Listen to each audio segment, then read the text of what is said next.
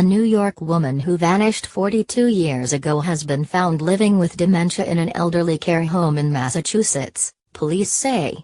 Flora Stevens went missing in August 1975 after her husband dropped her off at a doctor's appointment in Monticello, New York.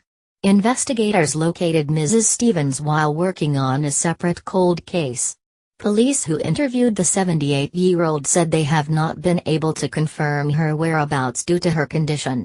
Mrs. Stevens was a 36-year-old employee at a Catskills resort when she disappeared in Monticello, about 70 miles 110 kilometers from New York City. Police solved the case when a New York State investigator contacted the Sullivan County Sheriff's Office in September about skeletal remains found in Orange County, New York, that roughly fit the description of Mrs. Stevens. Sheriff's Detective Rich Morgan searched federal and state databases to locate a relative of Mrs. Stevens for a DNA sample to help identify the remains when he discovered that someone had been using her Social Security in Massachusetts. It's not too often we get to solve a 42-year-old missing person case, Sullivan County Sheriff Mike Schiff said in a statement.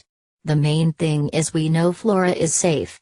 She was using the name Flora Harris when detectives tracked her down at an elderly care facility Lowell, about 23 miles 37 kilometers northwest of Boston. Detectives on Tuesday showed her an old photo ID from the Concord Hotel, where she had been working at the time of her disappearance. She says that's me, or me, Detective Morgan said. She responded with one word, me, he explained.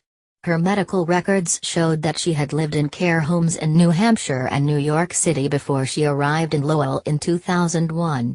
Investigators added because of her illness, it is still a mystery how and why she disappeared.